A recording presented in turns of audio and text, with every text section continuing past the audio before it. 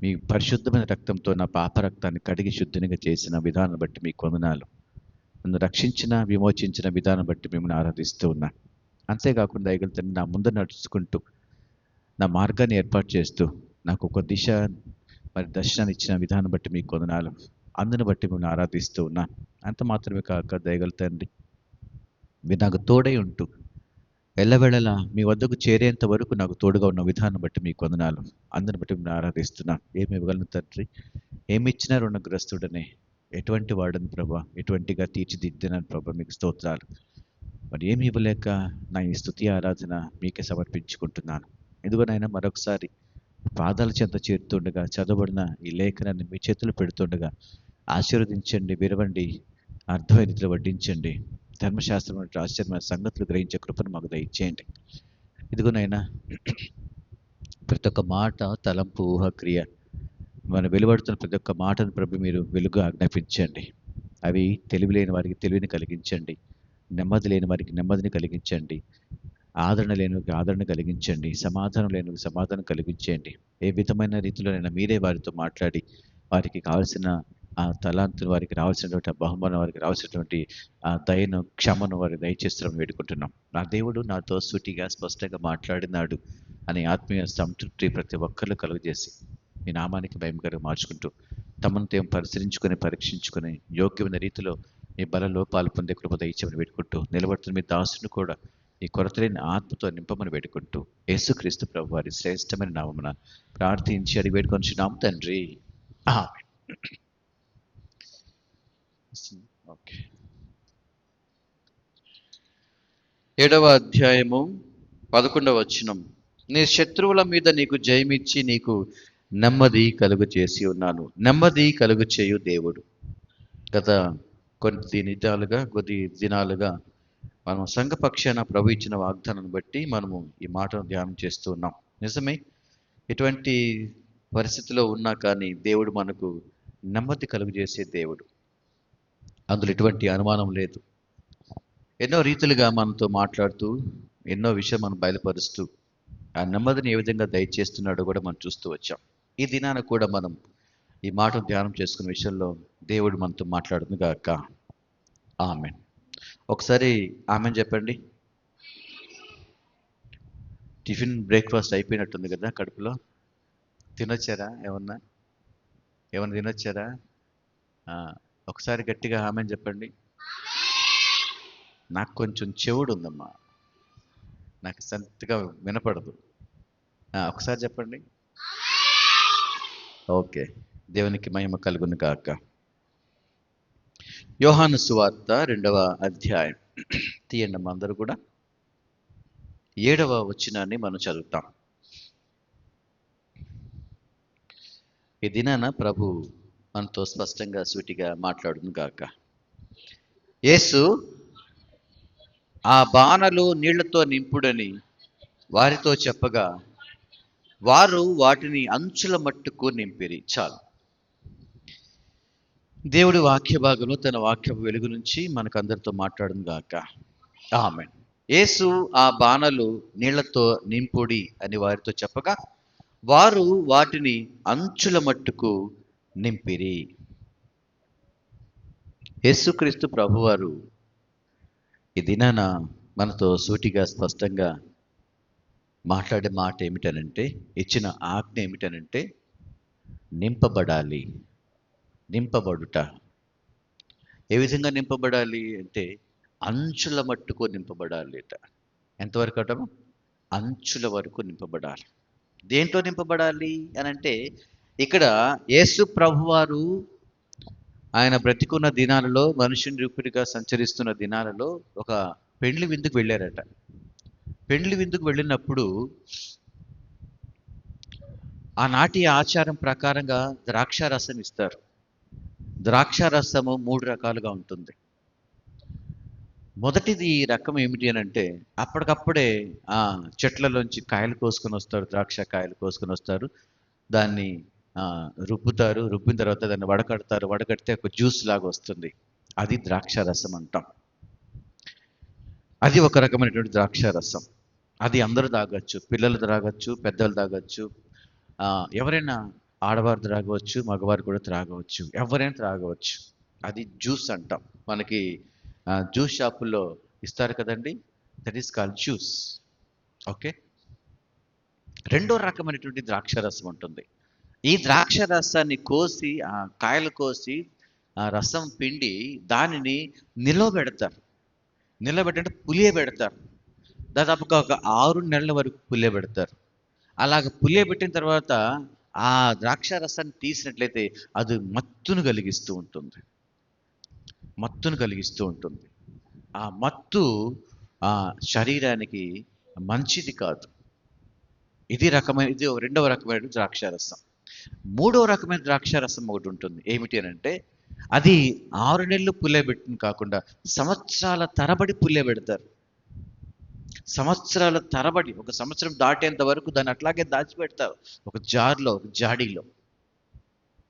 కోసినటువంటి ద్రాక్షలను పిండి, రసం పిండి, ఆ రసాన్ని 6 నెలలు వాడితేనేమో, 6 నెలల తర్వాత వాడితేనేమో అది మత్తు మందు అవుతుంది.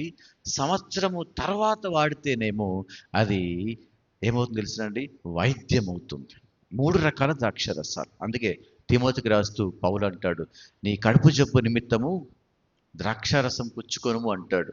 ఆ పుచ్చుకొనుము అనే ముందు కొంచెముగా పుచ్చుకొనుము అంటాడు. ఎందుకన్నాడు కొంచెం అంటే, ఇట్స్ వైన్. ఈ వైన్ ఏంటంట, మందు అంట, వైద్యం, మెడికేటెడ్ అనమాట అదంతా కూడా.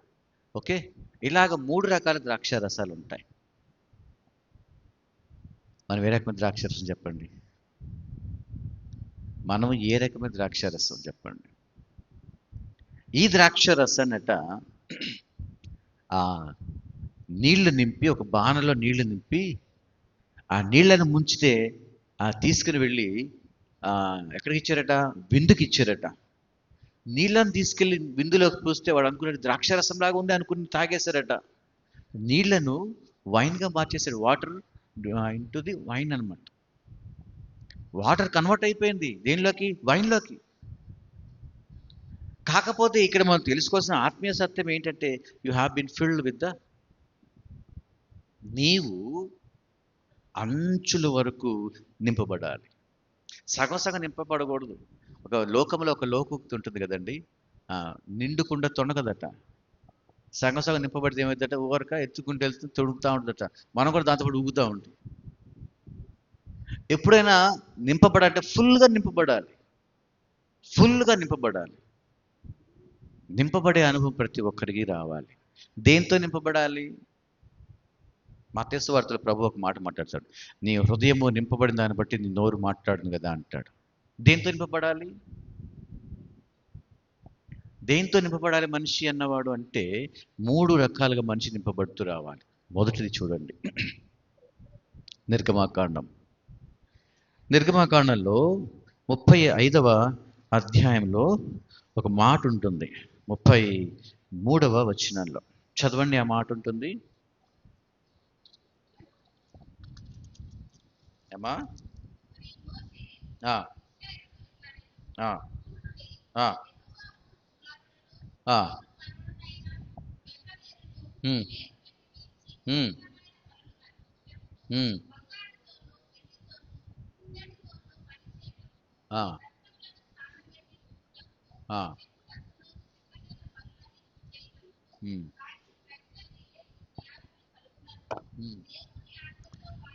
ఇక్కడ చదవండి అమ్మ. దేంతో నింపబడ్డాడట?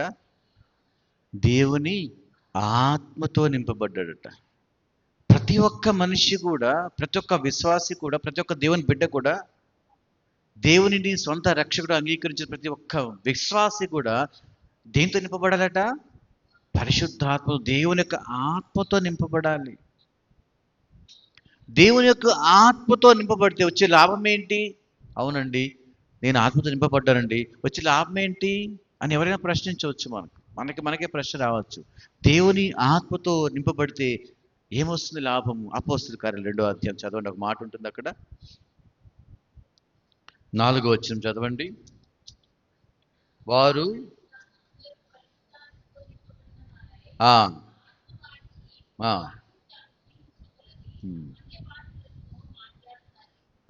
చూడండి, దేవుని ఆత్మతో నింపబడిన వాళ్ళైతే ఎందుకు దేవుని ఆత్మతో నింపబడాలి అని అంటే, రోమిలికి రాస్తూ పౌలు ఒక మాట మాట్లాడతాడు. ఆ దేవుని ఆత్మతో నింపబడినవాడు నా వాడు కాదు అంటాడు. ఆత్మ లేనివాడు నా వాడు కాదు. ఆత్మ లేకుండానే వాక్యం చెప్పేవాళ్ళు ఉన్నారు. ఆత్మ లేకుండానే పరిచయం చేసేవాడు ఉన్నారు. ఆత్మ లేకుండానే పరువు దగ్గరికి వచ్చేవాడు ఉన్నారు. ఆత్మ లేకుండానే మార్కు సువార్త 1వ అధ్యాయంలో ఒక మాట ఉంటుంది. దేవుని మందిరంలో కూర్చుండట అతను వచ్చి, ఒక వ్యక్తి వచ్చి చక్కగా దేవుని మందిరంలోకి వచ్చి కూర్చున్నాడట. దేవుని సింహాసనం దగ్గర కూర్చున్నాడట. పాఠాలు వింటున్నాడట, వాక్యం వింటున్నాడట, వర్తమానం వింటున్నాడట. కానీ అక్కడ రాయబడుతున్న మాట ఏం తెలిసిన అతని గురించి, అతడు దేంతో నింపబడ్డాడట? దయ్యములతో, దురాత్మతో నింపబడిన వాడయ్యని ఉంటుంది. దేవుని మందిరానికి వచ్చారు, మందిరంలో కూర్చున్నారు, కానీ దేంతో నింపబడ్డాడట? దయ్యాలతో నింపబడ్డాడట, దురాత్మతో నింపబడ్డాడట. కానీ నీవు నేను మనందరం కూడా దేవునితో నింపబడాలి, ఆత్మతో నింపబడాలి. ఆత్మతో నింపబడితే లాభం ఏంటండి అంటే, దేవుని ఆత్మ నీలో ఉంటే, నాలో ఉంటే, మనలో ఉంటే వచ్చే లాభం ఏంటి అని అంటే, ఇది ఎవరు రాశారు? పేతురు రాసి ఒక మాట మాట్లాడతాడు కదండి. ప్రతి లేఖనము కూడా సొంతంగా రాయలేదంట. ఏదో నా ఇష్టం వచ్చినట్టు, లేదా నాకు బుద్ధికి పుట్టినట్టు, లేదా నాకు ఆలోచన వచ్చినట్టు రాయలేదట. పరిశుద్ధాత్ముడే, దేవుడే తన ఆత్మ ద్వారా, తన ఆత్మాభిషేకంతో మనిషిలోనికి వచ్చి మనిషి ద్వారా తన ఆత్మ ద్వారా రాయించినాడట. ఇందులో ఏ వాక్యం రాసినా కానీ దేవుని ఆత్మే రాస్తూ వచ్చింది. ప్రతి ఒక్క లేఖను కూడా దేవుని ఆత్మ చేత ప్రేరేపింపబడి రాస్తూ వచ్చినారు. ఆత్మే నీలో ఉంటే, ఆత్మ మనలో ఉంటే, ఆత్మ నాలో ఉంటే ఈ రాయబడిన వాక్యం అనేది మనకు అర్థమైపోతుంది. ఇందులో ఉన్న సత్యం ఏంటో మనకు అర్థమవుతుంది. ఇందులో ఉన్న దేవుడు ఎవరో మనకు అర్థమవుతుంది. అసలు నిజంగా దేవుడు ఎవరో మనకు అర్థమైపోతుంది. వాక్యాన్ని చదువుతుంటే, ఈ వాక్యాన్ని రాసినటువంటి దేవుడు మన ప్రక్కన నిలబడి కూర్చొని మనకు అర్థం చెప్తూ ఉంటాడు. దానిలో ఉన్న సత్యాన్ని మనం గ్రహించేలా చేస్తూ ఉంటాడు. దానిలో ఆయనకున్నట్టు గూఢమైన అర్థం ఏంటి, గూఢమైన రహస్యం ఏంటి, అనుకున్న ఉద్దేశం ఏంటి, అనుకున్న ఆలోచన ఏంటి, అనుకున్న ఊహ ఏంటి మనకి బయలుపరుస్తూ ఉంటాడు. ఈ వాక్యం ఎందుకు రాసింది తెలుసా నీకు అని మనకి అన్ని కూడా పోసగుచ్చినట్టు చెప్తూ ఉంటాడు. ఏ గ్రంథానికి ఇంత ఆధిక్యత లేదు. రాసిన వాడు దేవుడే కాబట్టి, దేవుని ఆత్మే కాబట్టి, ఆ ఆత్మ మన ప్రక్కన కూర్చొని మనకు అర్థం చెప్తూ ఉంటుంది. ఎప్పుడు? ఆ ఆత్మతో నీవు నింపబడినప్పుడు. అంత గొప్ప ఆలోచన. 16వ అధ్యాయం అపోస్తలుల కార్యాలలో ఒక మాట ఉంటుంది. అందరు కూర్చొని ఒక రౌండ్ టేబుల్ సమావేశం వేసుకుంటారట శిష్యులందరూ కలిసి. ఈ శిష్యుడేమో నేను అక్కడికి వెళ్తానంటాడట, ఈ శిష్యుడేమో నేను అక్కడికి వెళ్తానంటాడు, ఈ శిష్యుడేమో నేను వేరే స్పిరిట్కి వెళ్తానని ప్లాన్స్ వేసుకుంటుంటారట. ఈలోపు పరిశుద్ధాత్మ వాళ్ళ మధ్యలోకి వచ్చి, ప్రభువు ఆయన మధ్యలోకి వచ్చి, ఇదిగో మీరందరూ ఏదని వేసుకోండి, కానీ ఈ బర్నబాను, ఈ సౌలు నడే పౌలు, వీళ్ళిద్దరు నాకు అప్పగించండి. నేను వీరి పట్ల ఒక ప్రణాళిక కలిగి ఉన్నా, ఒక ప్లాన్ ఉంది నాకు వీళ్ళ మధ్య. వీళ్ళు నాకు అప్పచెప్పండి, మిగతా వాళ్ళు మీ ఇష్ట ప్రకారం వెళ్ళిపోండి, మీకు ఎక్కడికైతే నేను చెప్పాను అక్కడ వెళ్ళిపోండి, కానీ వీళ్ళిద్దరిని మాత్రం నాకు అప్పగించండి. అంటే అంత అవినాభావ సంబంధాన్ని ఆత్మతో వారు ఉన్నారు. అందుకే ఇందాక 2వ అధ్యాయం 4వ వచనం ఏం చదివామని, ఆత్మతో నింపబడిన వారై. You have to fill with the whole spirit. పరిశుద్ధాత్మతోటి, ఆత్మతోటి నీవు నింపబడాలి. ఎప్పుడైతే నువ్వు దేవుని ఆత్మతో నింపబడతావో, దేవుని జ్ఞానం నీకు వస్తుంది, దేవుని ఆలోచన నీకు వస్తుంది, నాకు ప్రణాళిక నీకు వస్తుంది. అందుకే దావీదు ఒక మాట మాట్లాడతారు 2వ సమూయేలు గ్రంథంలో ఒక మాట ఉంటుంది. ప్రభువా, నేను ఒక ఇల్లు కట్టాలనుకుంటున్నాను, కట్టేసుకున్నాను, కానీ నీకు కూడా ఒక గుడారాన్ని కట్టాలనుకుంటున్నాను ప్రభువా, ఒక పెద్ద మందిరం కట్టాలనుకుంటున్నాను. నేను చూస్తేనేమో ఇంత పెద్ద అంతఃపురంలో రాజుగా ఉన్నాను, నీ రాజుని చేస్తే నీవే కదా నన్ను. నేను చూస్తేనేమో పట్టు పరుపుల మీద తెరల మధ్య నివసిస్తూ ఉన్నాను నేను, కానీ నీ మందిరం చూస్తే ఎక్కడెక్కడో, నీ గుడారం చూస్తే, నీకు మనసు చూస్తే ఎక్కడెక్కడో కింద ఉంది ప్రభువా, నాకు బాగా నచ్చట్లేదు ప్రభువా. నేను నీ మందిరాన్ని బాగా కట్టించి నీ మందసాన్ని లోపల పెడతాను, అక్కడి నుంచి నువ్వు పరిపాలించు నాకు అని చెప్తే, అడిగితే దేవుడు అంటాడట, నేనేమైతే అనుకుంటున్నావో నీవు అదే అనుకుంటున్నావయ్యా. నచ్చావు, నా హృదయానుసారుడవయ్యా నువ్వు, నా ఇష్టానుసారుడైన మనుషుడు నువ్వు అని మెచ్చి,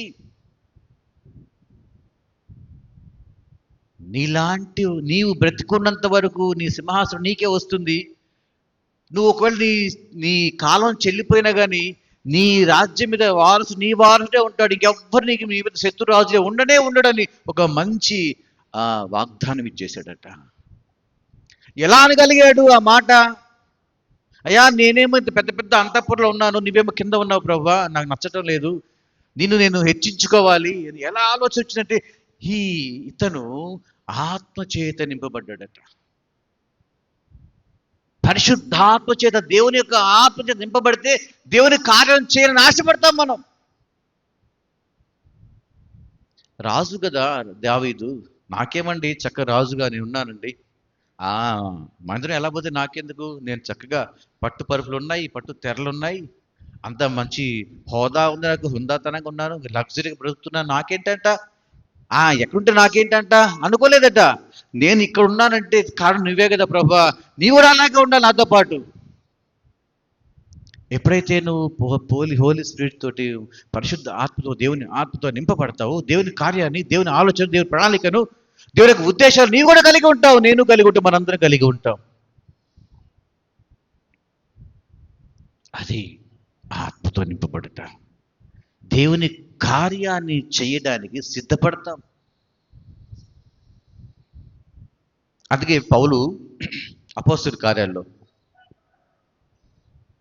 9వ అధ్యాయంలో ఒక మాట ఉంటుంది. అననీయ వచ్చి, పౌలు ఎవరైతే యేసుక్రీస్తు ప్రభువాన్ని నమ్ముకున్నారో వాళ్ళందరినీ చంపేస్తారంటే బయలుదేరాడట. యుద్ధం మీద గుర్రం వేసుకున్నాడట, సైన్యం తీసుకున్నాడట, వెళ్ళిపోతున్నాడట. దమస్కు అనే ప్రదేశానికి వెళ్తున్నాడట. వెళ్ళి ఆ ప్రాంతం ఇంకా అక్కడ ఉంది, ఇక్కడ చాలా మంది యేసు ప్రభు నమ్ముకునే వాళ్ళు ఉంది, వాళ్ళని చంపేస్తానంటూ ఖడ్గాలు తీసుకొని బయలుదేరాడట, సైన్యం తీసుకుని బయలుదేరాడట. బయలుదేరి వెళ్ళగానే ఆ దమస్కు ప్రాంతం దగ్గరకు రాగానే గొప్ప వెలుగు ఆయనను ఆవరించి ఉందట. ఆ వెలుగును చూడగానే అకస్మాత్ కింద పడిపోయినాడట. పడిపోయి ఆ వెలుగును చూస్తానడట. ఎవడవయ్యా నీవు అన్నాడట. నేను ఎవరనుకుంటున్నావు, నీవు హింసించుచున్నావే ఆ యేసు నేనే అన్నాడట. వెంటనే ఒక మాట అంటాడు, ప్రభువా ఇప్పుడు నేనేం చేయాలి అంటాడు. కళ్ళు మూసుకుపోయినట్టే ఆ టైంలో, ఆ వెలుగును చూడలేక 3 రోజులు ఆ లోపలికి వెళ్ళి, ఆ గ్రామంలోకి వెళ్ళి కూర్చొని ప్రార్థన చేస్తూనే ఉంటాడట. అన్నయ్య అని ఒక యాజకుడు ఉంటాడు, పూజారి. ఆ ప్రభువు ఆయన దగ్గరికి వెళ్ళి, బాబు అననీయ, అక్కడ పౌలు ఉన్నాడు, కళ్ళు మూసుకుని ఉన్నాడు, కళ్ళు పొరలు కప్పున్నాయి, 3 రోజులు అన్నం తింటలేదు, కానీ నువ్వు వెళ్ళి అతని దగ్గరికి వెళ్ళి అభిషేకం చెయ్యి, అతని కళ్ళు వస్తాయి, నా కొరకు ఆయన ప్రత్యక్షంగా నిలబడతాడు అని చెప్పగానే ఈ అననీయ వెళ్ళి ఆ పౌలు దగ్గరికి వెళ్ళి, పౌలు గారు మీరేనా? నేనేనయ్యా. ఏంటి సంగతి అంటే, నన్ను దేవుడు పంపించాడు. ఎందుకు? నీ మీద చేతులుంచి నిన్ను అభిషేకించమన్నాడు. ఎప్పుడైతే చెయ్యి ఉంచి ఆ విధంగా అభిషేకించినాడు, అక్కడ ఒక మాట రాయబడుతూ ఉంటుంది, దేవుని ఆత్మచేత నింపబడిన వాడై. 9వ అధ్యాయం మాట ఉంటుంది అపోస్తలుల కార్యం. దేవుని ఆత్మచేత నింపబడిన వాడై. ఏం జరిగింది తర్వాత? స్టేట్మెంట్ ఇచ్చినాడు, ఒక మంచి స్టేట్మెంట్. నేను బ్రతుకుట క్రీస్తే, చావైతే మేలు. నేనుంటే క్రీస్తు కొరకు జీవిస్తాను, చస్తే క్రీస్తు కోసం చచ్చిపోతాను, కానీ ఇంకెన్నడూ పాపం జోలికి వెళ్ళను అనే స్టేట్మెంట్ ఇచ్చాడు. ఆత్మతో నింపబడితే ఇటువంటి మనస్సు మనకు వస్తుంది. ఆత్మతో నింపబడితే ఇటువంటి ఆలోచన మనకు వస్తుంది. దేవునికి వ్యతిరేకంగా ఏ పని చేయకూడదు అనే ఆలోచన ఆత్మతో నింపబడిన నీకు వస్తుంది, నాకు వస్తుంది, మనకు వస్తుంది. When you have been filled with the Holy Spirit, పాపము చెయ్యాలన్న ఆలోచన మనకు రానే రాదు. That is the result. ఆత్మతో నింపబడుట ఈ అవకాశాన్ని ఇస్తుంది. పౌలు చంపడానికి వచ్చారు అంతమంది. ఆ ఊర్లోకి వెళ్ళగానే క్రీస్తు గురించి ప్రకటిస్తున్నప్పుడు ఆ ఊరి వాళ్ళందరూ రాళ్లతో కొట్టేశారట.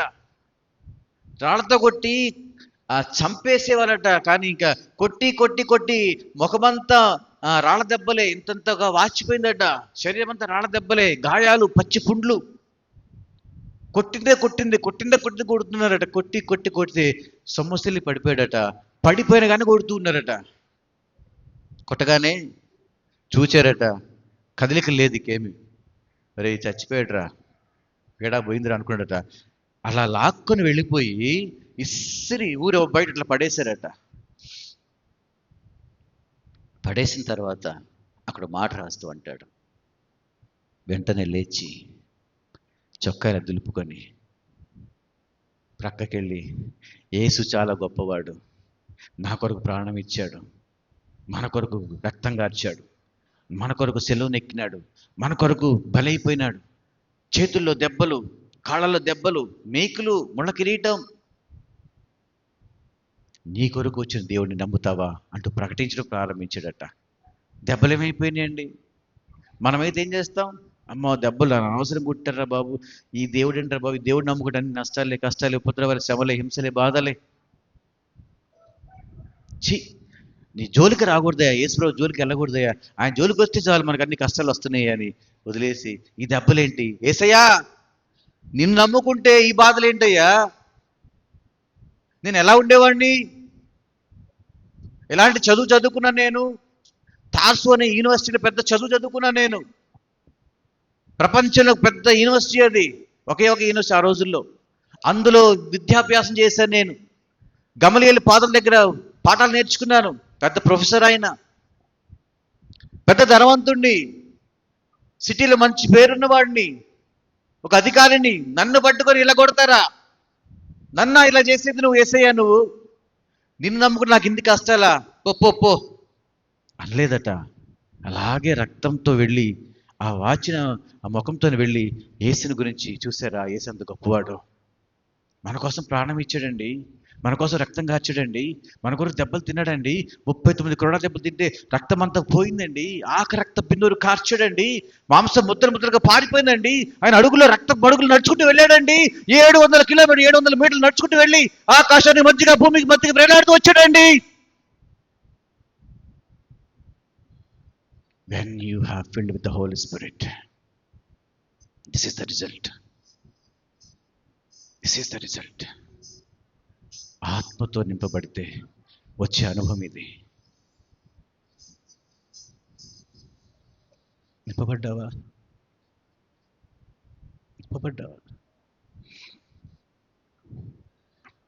ఆకాశాన్ని వదిలిపెట్టాడు, భూమిని వదిలిపెట్టేశాడు, తన అధికారాన్ని వదిలిపెట్టేశాడు. ఆకాశమైన సింహాసనం, భూమి అన్న పాదపీఠం,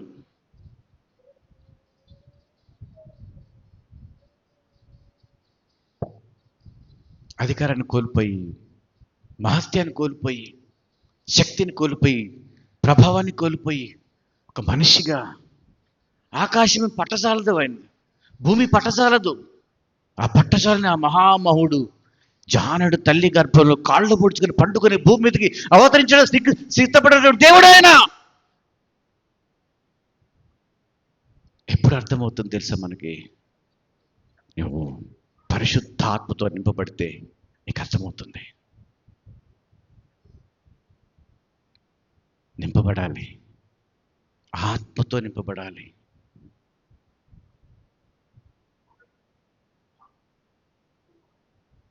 అపోస్తలుడు పౌలు ఒక మాట మాట్లాడతాడు, విశ్వాసాన్ని కాపాడుకున్నాను, మంచి పోరాటం పోరాడాను, నా కొరకు నీతి కిరీటం ఉంది అక్కడ అంటాడు. ఎలా చూచాడండి? ఎలా కనబడుతుంది ఆయనకు?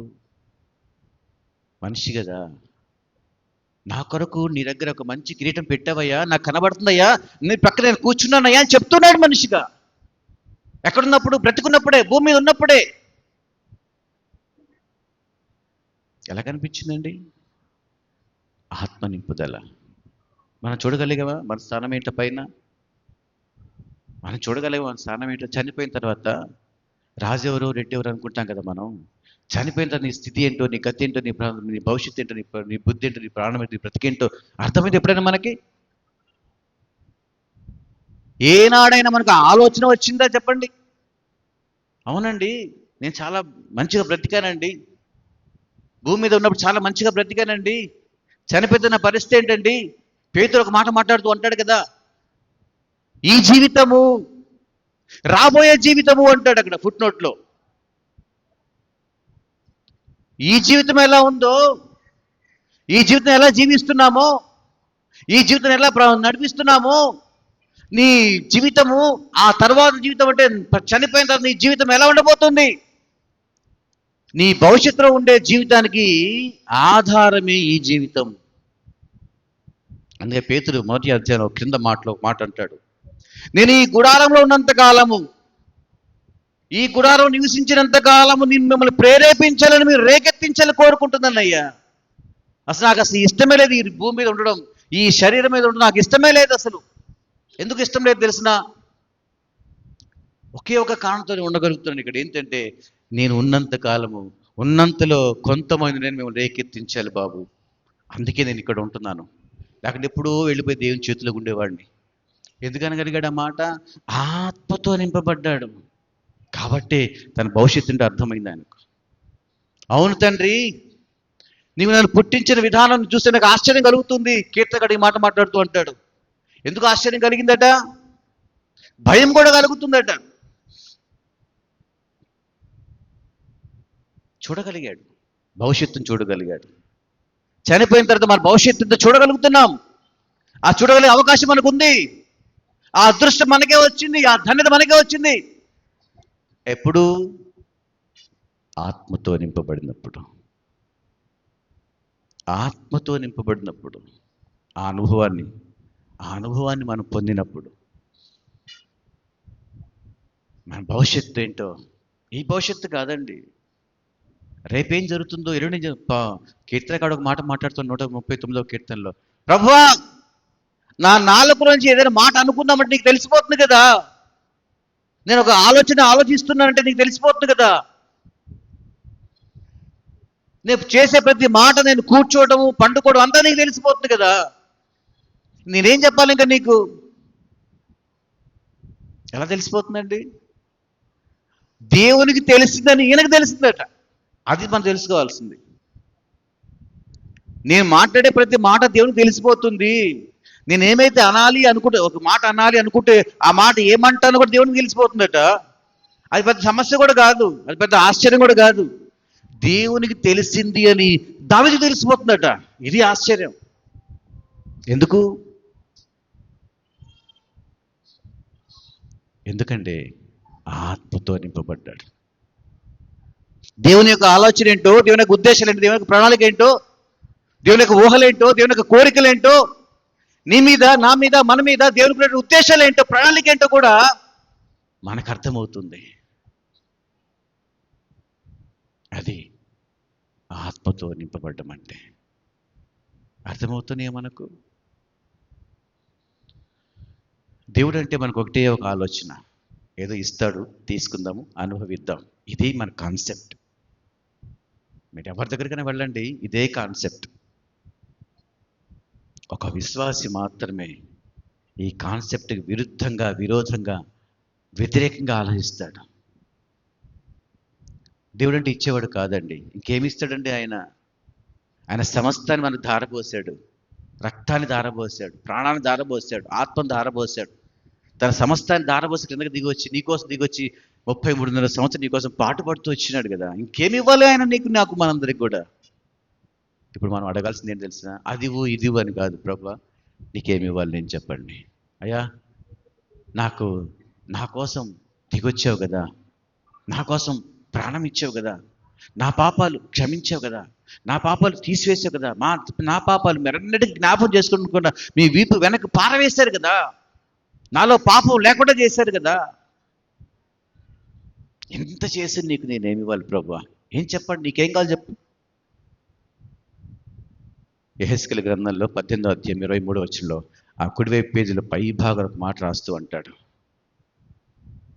నాకేం కావద్దయ్యా మీ యొక్క, నాకేమొద్దు, నీ నగలు, నీ నట్ర, నీ ధనము, నీ దాచి ఏమి నాకు అక్కర్లేదు బాబు, నీ ఒకే ఒకటి కావాలి. ఏంటి ప్రభువా? నీ బుద్ధి మార్చుకోవా, నీ మనసు మార్చుకోవా, నీ ఆలోచన మార్చుకోవా, అదొక్కటి చాలు నాకు.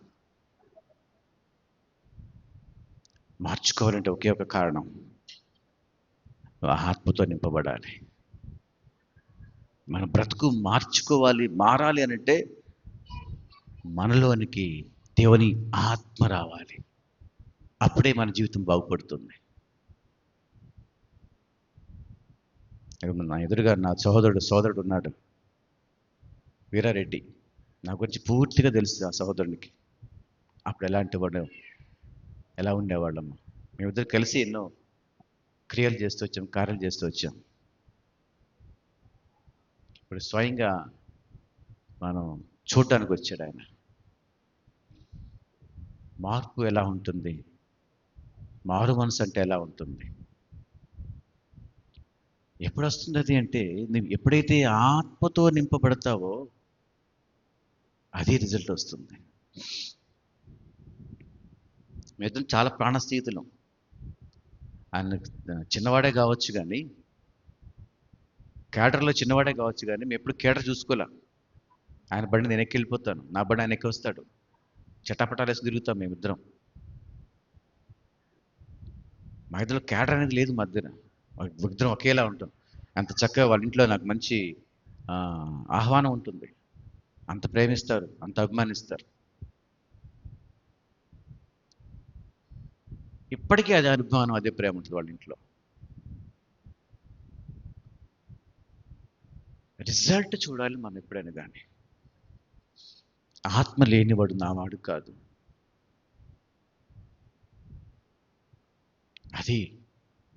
అందుకే నింపబడాలి. సగం సగం నింపబడితే అది అర్థం ఉండదు. ఫుల్గా నింపబడితే తొణకదు అంటారు కదండి. నిజంగా ఫుల్గా అంచుల వరకు నింపబడితే, యేసయ్యా నీకేం కావాలి చెప్పు అని అడుగుతాం. అదే సగం నింపబడ్డాం అనుకో, యేసయ్యా నాకేమిస్తావో చెప్పు అని అడుగుతాం. అదే తేడా. నువ్వు నిజంగా దేవుని ఆత్మతో నింపబడ్డావు అని అంటే, యేసయ్యా నీకేం కావాలి చెప్పు, నా ప్రాణం ఇమ్మంటావా ఇచ్చేస్తాను నీకు, నా సమస్తం ఇచ్చేయమంటావా ఇచ్చేస్తాను నీకు. పౌలు ఇదే మాట అన్నాడు, పేతురు ఇదే మాట అన్నాడు, శిష్యులు ఇదే మాట అన్నారు. ఎందుకు? They filled with the Holy Spirit. అంచుల వరకు నింపబడ్డారు.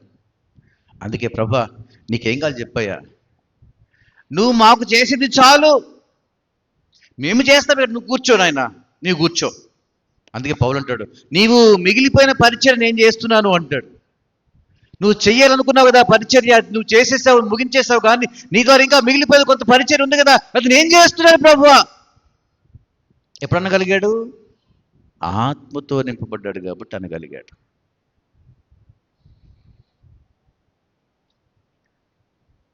మనము సగం సగం నింపబడి ఉంటాం. అయ్యా నాకేం కావాలి నీకు తెలుసు కదా, మళ్ళీ ఇదొక హింట్ ఇస్తాం. నాకేం కావాలి నీకు తెలుసు కదా ప్రభువా, ఇవ్వవా. ఇన్పుట్టే, అవుట్పుట్ ఉండదు మనకి. తీసుకురా తీసుకురా తీసుకురా. బైబిల్లో ఒక మాట ఉంటుంది, సామెతల గ్రంథంలో, జలగ ఉంటుందట, జలగ. అది ఎప్పుడు ఇమ్ము ఇమ్ము ఇమ్మునే అంటుంది, వద్దు అందట. నేననే మాట కదా, బైబిల్లో మాట ఇది. సామెతల గ్రంథంలో ఈ మాట ఉంటుంది. ఇద్దరు చెల్లెళ్ళు ఉన్నారంట. ఒక చెల్లెమో ఇమ్ము ఇమ్ము ఇమ్ము అంటుందంట జలగ. ఎప్పుడు ఇన్పుట్టే, అవుట్పుట్ ఉండదు. ఆత్మతో నింపబడాలి. మన విశ్వాసము ఆత్మ ద్వారా కొనసాగించబడాలి. ఆత్మ లేకపోతే మనం ఎంత విశ్వాసాన్ని కలిగి ఉన్నది వ్యర్థమే. అందుకే పేతురు అంటాడు కదా, పైకి భక్తి గల వారి వలె కనబడుతూ లోపల దేవుని శక్తి లేని వారిగా. ఏం లాభం అంతగా 30 ఏళ్ళు 40 ఏళ్ళు విశ్వాసాన్ని కొనసాగించి మందిరానికి వెళ్ళి ప్రార్థనలు చేసుకుంటూ వాక్యం వింటూ అన్ని చేస్తూ కూడా శక్తి లేకపోతే ఏం భక్తి అండి అది? ఒక్కరిని కూడా ప్రేరేపించకపోతే ఏం భక్తి అండి అది? నీ జీవితం ద్వారా, నీ మాట ద్వారా, నీ కంటి చూపు ద్వారా ఏ ఒక్కరు కూడా మార్చబడకపోతే ఇంకేం జీవితం అది మనకు? ఒక సాక్ష్యమే లేకపోతే ఏం జీవితం మనకది? గుడ్డు పెట్టని కోడి లాంటిదట సాక్ష్యం లేకపోతే. కోడే కానీ గుడ్డు పెట్టదు అది. మాంసం లేని అస్థిపంజరం లాంటిదట సాక్ష్యం లేకపోతే. అస్థిపంజరమే కానీ మాంసం, రక్త మాంసాలు ఉండవు. అస్థిపంజరం మనిషి ఆకారం మాత్రం, దేనికి పనికిరాదు. చేపలు లేని చెరువు లాంటిదట. చెరువు ఉంది కానీ మురికి చెరువు, కానీ చెరువు చేపలు ఉండవు, దేనికి పనికిరాదు. ఒక గాలం వేలు, ఒక వలయలు దానివల్ల లాభమే లేదు, అంత మురుగు చెరువు. మళ్ళీ మన విశ్వాస జీవితం కూడా అలాగే ఉంటుంది. సాక్ష్యం లేదా? ఆత్మతో నింపబడే అనుభవంతో మనం ముందుకు సాగిపోవాలి. ఆత్మ లేనివాడు నా వాడు కాదు. రెండో మాట మనం చూస్తాం, చూడండి.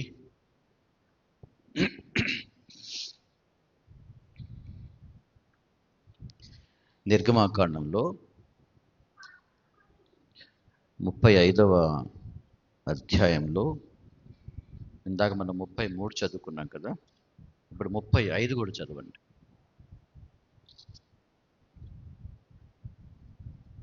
అమ్మా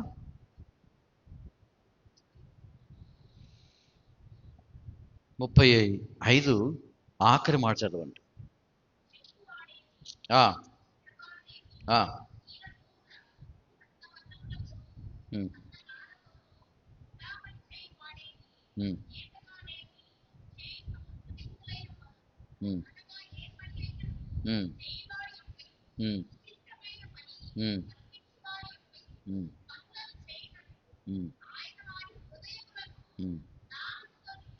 దేంతో నింపాడంటమ్మా? రెండోది మనం నింపబడాల్సినటువంటి విషయం ఏంటంటే జ్ఞానంతో నింపబడాలి. ఒకటేంటిది? ఆత్మతో నింపబడాలి. దేవుని ఆత్మతో నింపబడాలి. ఆత్మతో నింపబడితే వచ్చే రిజల్ట్ ఏంటో మనం చూస్తూ వచ్చాం. ఇప్పుడు ఏం చేయాలట? రెండోది జ్ఞానంతో నింపబడాలట. ఏ జ్ఞానంతో నింపబడాలి? లోక జ్ఞానంతో. ఏమా ఏ జ్ఞానంతో నింపబడాలి? మత్తయి సువార్తలో ఒక మాట ఉంటుంది, మనందరూ ఇప్పుడు మనం చూస్తున్న మాటే. ఏమంటాడు అక్కడ తూర్పు దేశపు జ్ఞానులు అని మాట్లాడతాడు. తూర్పు దేశపు జ్ఞానులు వచ్చి ఏమడిగారట? యూదుల రాజుగా పుట్టినవాడు ఎక్కడున్నాడు అని అడిగారట. ఎక్కడి నుంచి వచ్చారు? కొన్ని వందల కిలోమీటర్ల నుంచి పరిగెత్తుకుని వచ్చారు వాళ్ళు. ఎవరి కోసం వచ్చారు? యేసుప్రభు వారి కోసం వచ్చారు. వాళ్ళని బైబుల్ ఏమంటుందంటే జ్ఞానులు అంటుంది. అంటే జ్ఞానంతో నింపబడేవాడు ఏం చేస్తాడంటే దేవుని వెతుక్కుంటాడు, దేవుని కోసం పనిచేస్తాడు, దేవునిలాగా జీవిస్తాడు. యేసయ్య ఎలా జీవించాడు? వాళ్ళని జ్ఞానులు అన్నారు. బైబిల్ ఇంకెవరి జ్ఞానులు అని చెప్పలేదు. ఎవరైతే యేసుక్రీస్తు ప్రభు వారి గురించి వెతుక్కుంటూ కనుక్కున్నారో వారిని జ్ఞానులు అంటుంది బైబిల్. యేసుక్రీస్తు ప్రభు వారిని నువ్వు వెతికినట్టు నువ్వు జ్ఞానవే, కనుగొంటే ఇంకా మంచి జ్ఞానవి. నిజానికి మనం అందరూ జ్ఞానులవేనండి, కాదంటారా? అవునంటారా? అవును అన్నవాళ్ళు ఒకసారి హల్లెలూయా చెప్పండి. నాకు వినపట్లేదండి. ఎందుకు మీరందరూ జ్ఞానులు అంటే, లోకంలో జ్ఞానులు అంటే ఎవరుంటే మన సైంటిస్టులు, శాస్త్రవేత్తలు. వాళ్ళు సూర్యులు ఏముంది, హీలు ఏముంది, చంద్రులు ఏముంది, మెర్క్యూరీలో ఏముంది, దానిలో ఏముంది, భూమి మీద ఏముంది, చెట్టులు ఏముంది, పుట్టలు ఏముంది, అన్నీ అడ్డుకోతలు కోసి ఆ రంధ్రాలు చూసి ఇది కనుక్కుంటూ ఉంటారు. శాస్త్రజ్ఞులు ఏం చేస్తారండి? అన్ని కనుక్కుంటూ ఉంటారు, కొత్త కొత్త విషయాలు మనకు చెప్తూ ఉంటారు. నీళ్లు వేడి చేస్తే వేడి నీళ్ళు మీద పోస్తే కాలుతుందట, అది కూడా కనుక్కున్నారు మనోళ్ళు. అర్థమైందండి? నీళ్లు వేడి చేస్తే వేడవుతాయి, ఆ వేడి నీళ్ళు మీద పోస్తే కాలుతుంది, అది కనుక్కున్నారట పెద్దోళ్ళు. నేను ఒకటి కనుక్కున్నానండి, పెరుగు చేయడం నేర్చుకుని పెరుగు కనుక్కున్నాను నేను. పాలలో తోడేసి పెరుగు అయిపోద్ది కదా, అది నేను కనుక్కున్నా. శాస్త్రజ్ఞులు పెద్ద పెద్ద విషయాలు కనుక్కుంటున్నారు, కొత్త కొత్త విషయాలు కనుక్కుంటున్నారు. ఆ గ్రహంలో ఏముంది, ఈ గ్రహంలో ఏముంది, ఈ గ్రహంలో గంటలు ఎన్ని రోజులు పడుతుంది, ఎన్ని సంవత్సరాలు పడుతుంది, అక్కడ ఏమి నీళ్ళు ఉన్నాయా, చంద్రులో నీళ్ళు ఉన్నాయా, మట్టి ఉందా, మశానం ఉందా కనుక్కుంటున్నారు. అందరూ కూడా కొత్త కొత్త విషయాలు మనం తెలియపరుస్తూ ఉన్నారు. వాళ్ళని శాస్త్రజ్ఞులు అన్నారు, జ్ఞానులు అన్నారు. మనము నిజమైన జ్ఞానులు వాళ్ళకంటే గొప్ప జ్ఞానులు ఏంటో తెలుసు, ఎందుకు తెలుసా? దేవుడు సృష్టించిన చెట్లు ఏముంది, దేవుడు సృష్టించిన పుట్టలు ఏముంది, దేవుడు సృష్టించినటువంటి ఆ గ్రహాలు ఏముంది, ఆకాశంలో ఏముంది, నక్షత్రాలు ఏముంది కనుక్కుంటున్నారు. కానీ మనము 6 అడుగులు ముందుకు వెళ్ళి అసలు ఈ సృష్టి చేసిన సృష్టికర్త ఎవరు కనుక్కున్నాం, తెలుసుకున్నాం. అందుకే వచ్చాము ఇక్కడికి. హల్లెలూయా. ఇంకా మంచి వాళ్ళకన్నా మనం పెద్ద జ్ఞానులం మనం. అవునంటారా కాదంటారా? చప్పట్లు కొట్టి దేవుని మహిమపరచండి గట్టిగా. వీళ్ళేమో దానిలో ఏముంది దీనిలో ఏముంది కనుక్కుంటున్నారు. కానీ మనము 6 అడుగులు ముందుకు వెళ్ళి, ఇంకా ముందుకు వెళ్ళి అడ్వాన్స్డ్గా మనం వెళ్ళి అసలు ఈ సృష్టికర్త ఎవరండి అని కనుక్కున్నాము, తెలుసుకున్నాము, పూజిస్తున్నాము, ఆరాధిస్తున్నాం. హల్లెలూయా. అంత పెద్ద జ్ఞాని నీవు. ఎవరు కనుక్కోలేని, ఎవరు తెలుసుకోలేని, ఎవరు నమ్మలేని, ఎవరు విశ్వసించలేని దేవుడిని నువ్వు కనుక్కున్నావు, వెతికావు, కనుక్కున్నావు, తెలుసుకున్నావు, ఆరాధిస్తున్నావు, పూజిస్తున్నావు, వెంబడిస్తున్నావు. నీకంటే జ్ఞానులు ఎవరు లేరండి ఈ రోజుల్లో. ఈ లోకంలో నీవే పెద్ద జ్ఞానివి. You have been filled with the wisdom and knowledge. నీవు నింపబడ్డావు, జ్ఞానంతో నింపబడ్డావు. ఏ జ్ఞానం అట? దైవిక జ్ఞానం. అందుకే నువ్వు ప్రార్థన చేస్తాం. అవునా కదా? ప్రార్థన చేస్తే నా దేవుడు ఇచ్చేస్తాడండి. ఎంత నమ్మకం చూడు. అది జ్ఞానం అంటే. రాజు సొలొమోను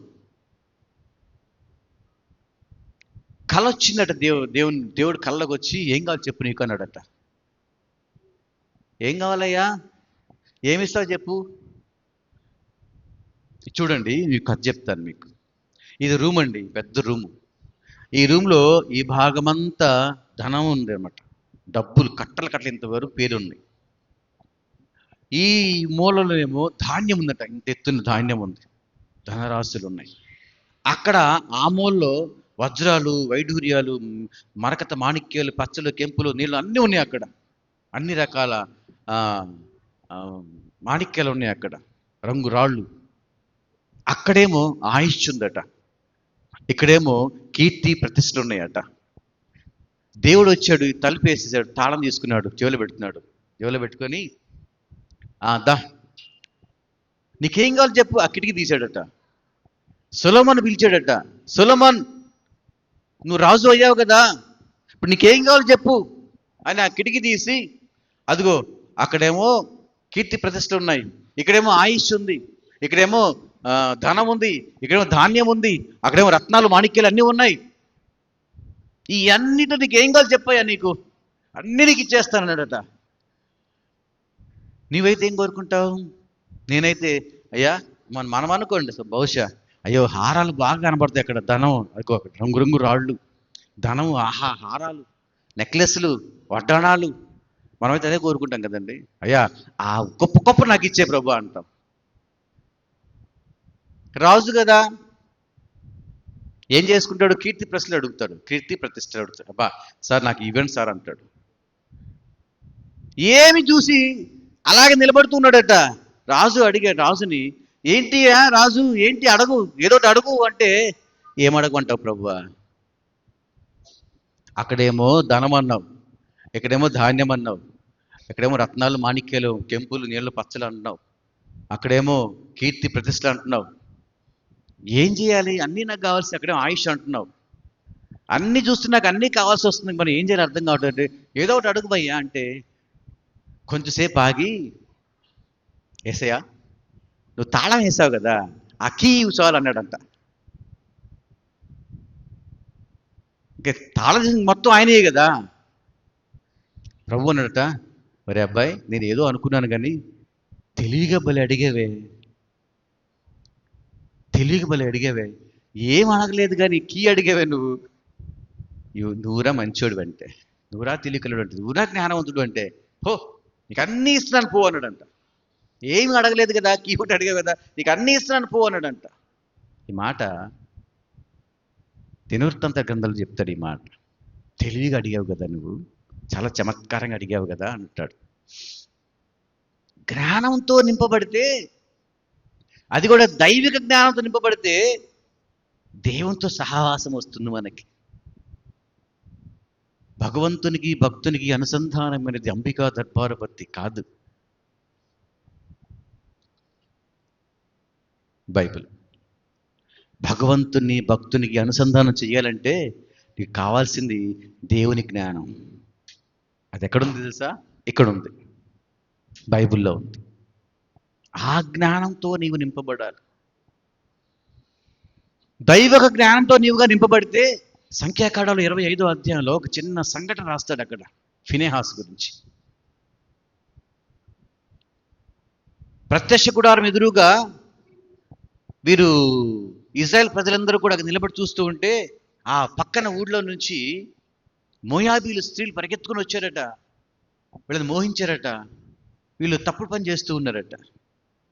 మరి మనం దేవుని బిడ్డలం కదా, విశ్వాసం కదా, మనం ఈ పనులు చేయడం ఏంటి? అది కూడా మోషే ముందుడుగాని అని రాస్తాడు అక్కడ. మోషే ముందుగానే చేస్తున్నాడు ఈ పనులన్నీ కూడా. తప్పు కదా ఇది. ఒకసారి మన దేవునిలోకి వచ్చిన తర్వాత, విశ్వాసంలోకి వచ్చిన తర్వాత, దేవుడిని నమ్ముకున్న తర్వాత, దేవుడు తమకు సర్వస్వం అనుకున్న తర్వాత ఇటువంటి తప్పుడు పనులు చేయడం తప్పు కదా. మోషే గారు మీరేం చేస్తున్నారండి? ఏం చేయమంటారా, నా మాట కూడా వింటలేదురా వాళ్ళు. నాకు ఉగ్రత వచ్చేస్తుందండి, కోపం వచ్చేస్తుందండి. పరిగెత్తుకుంటూ వెళ్ళాడట. పెద్ద శూలం ఒకటి తీసుకున్నాడట. తీసుకుని ఇంత పొడవు శూలం తీసుకొని ఇద్దరు అక్కడ పండుకొని ఉంటే ఒక్కసారిగా గుచ్చాడట ఇలాగా. ఆ పైన స్త్రీలో నుంచి పురుషులో నుంచి ఆ శూలం అలా కిందకి వెళ్ళిపోయిందట. అలాగే ఇద్దరు పైకి ఎత్తాడట. దెబ్బకి అందరు పెత్తరపై చూశారట.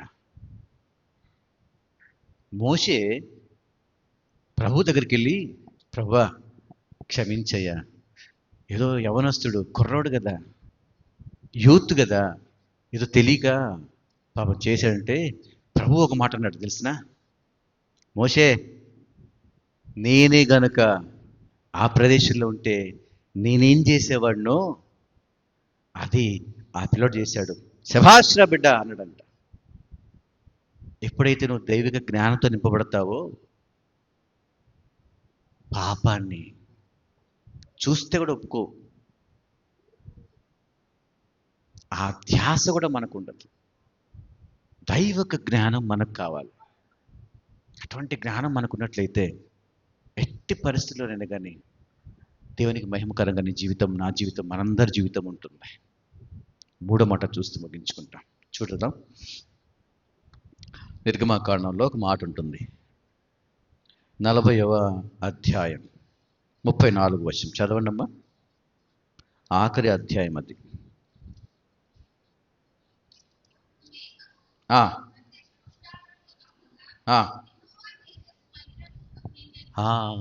దేంతో నింపబడిందంటమ్మా? తేజస్సుతో నింపబడిందట. అక్కడ గుర్తుపెట్టుకోవాలి, తేజస్సు అంటే ఏంటి? తేజస్సు అంటే ఏంటి? ఎందుకంటే బైబిల్లో ఏది కూడా ఒక చోట ఉండదు. దాని సమాధానం కావాలంటే ఇంకో చోట ఎక్కడ రాస్తాడు. అందుకే యెషయా గ్రంథంలో ఒక మాట ఉంటుంది, దేవుని వాక్యం ఇక్కడ కొంచెం అక్కడ కొంచెం ఉంటుందట. తేజస్సు అంటే ఏమిటి అని అంటే, హెబ్రీ పత్రికలో 1వ అధ్యాయంలో 3వ మాట చదవండి అమ్మా. అక్కడ 3 అంకె కూడా వేసి ఉంటుంది. అక్కడ దేవుని తేజస్సును అనే మాట ఉంటుంది. ఆ 3వ అంకె వేసి క్రింద ఫుట్నోట్లో దాని గురించి రాస్తాడు, చదవండి. అది కూడా ప్రతిబింబము అని ఉంటుంది. తేజస్సు అంటే ఏంటిదట? ప్రతిబింబం అట. దేవుని తేజస్సు నింపబడితే మందిరంలో అనే మాట మనం జ్ఞాపకం చేసుకుంటే దేవుని మందిరం ఏంటి? ఎవరు? మనమే ఆయన మందిరం. కొరింథీయులకు రాస్తూ పౌలు మాట మాట్లాడతాడు కదండి 3వ అధ్యాయంలో, మనము దేవుని ఆలయం అని మీరు ఎరుగురా అంటాడు. We are the temple of God. మనలో ఉండాల్సిందే దేవుని తేజస్సు. తేజస్సు అంటే ఏంటంట? ప్రతిబింబము అంట. అంటే నీవు, నేను, మనందరూ కూడా దేవుని ప్రతిబింబాలుగా ఎదుటి వాళ్ళు కనపడాలంట. 3వ అధ్యాయం 3వ వచనంలో మాట ఉంటుంది కదా, కొరింథీయులకు రాస్తూ పౌలు అంటాడు, మీరు దేవుని పత్రికలై ఉన్నారని మీరు ఎరుగురా అంటాడు. మనం దేవుని పత్రికలం, దేవుని పోలికలం, దేవుని సాక్ష్యాలం, దేవుని ఆలయాలం, దేవుని ప్రతిబింబాలం. దేవుడు కనిపించడు, నీలో కనిపించాలి. దేవుడు మాట్లాడడు, నీలో మాట్లాడుతూ రావాలి. దేవుడు చూడడు, నీవు చూస్తూ రావాలి. నీలో చూడాలి వాళ్ళు దేవుణ్ణి. నీ మాటల్లో దేవుణ్ణి చూడాలి, నీ చూపులో దేవుణ్ణి చూడాలి, నీ ప్రవర్తనలో దేవుణ్ణి చూడాలి, నీ సమస్తంలో దేవుణ్ణి చూడాలి. నీవు దేవుని ప్రతిబింబం.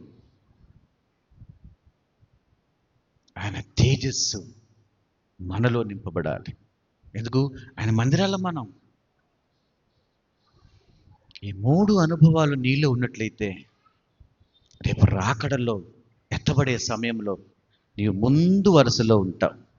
ప్రభు అడుగుతాడు, రామ్మా బాబురా, చూడముచ్చటగా ఉన్నావురా నువ్వు, నా మహిమ నా తేజస్సు నీలో కనబడుతుంది. అసలు నేను ఎలాగున్నా నువ్వు అలాగే ఉన్నావు కదా, నా మాట ఎలా ఉంటుంది నీ మాట కూడా అలాగే ఉంటుంది కదా, నా చూపు ఎలా ఉంటుంది నీ చూపు అలాగే ఉంటుంది కదా, నా ప్రవర్తన ఎలా ఉంటుంది నీ ప్రవర్తన అలాగే ఉంది కదా. రానా, నువ్వే ఫస్ట్ రా, ముందు దగ్గర రా, కూర్చోరా, పక్కన కూర్చోరా, శభాష్ రా బిడ్డ, చిన్న నమ్మకం ఉన్నావు ప్రభు అంటాడు.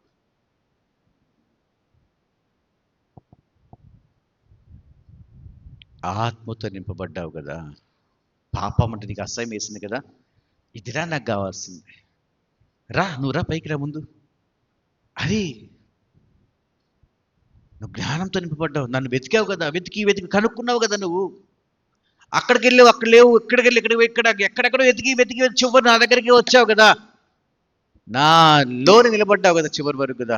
శభాష్, భళా మంచి దాసుడా, మంచి జ్ఞానంతో నింపబడ్డావు, నన్ను వెతికావు, దా పైకి రా. 4వ అధ్యాయం ప్రకటన గ్రంథం మాట ఉంటుంది, చదవండి. పైకి ఎక్కిరమ్ము అంటాడు. ఎందుకు ఎక్కాడు? జ్ఞానంతో నింపబడ్డాడు, ఆత్మతో నింపబడ్డాడు,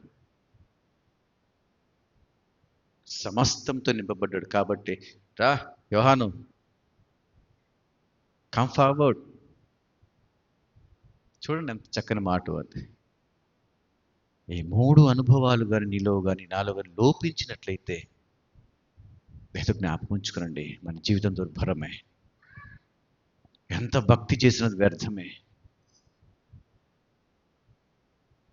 ఈ 3 అనుభవాలు, మొదటిది ఆత్మతో నింపబడాలి, జ్ఞానంతో నింపబడాలి.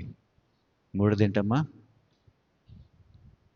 తేజస్సు, అంటే దేవుని ప్రతిబింబంగా నువ్వు నింపబడాలి.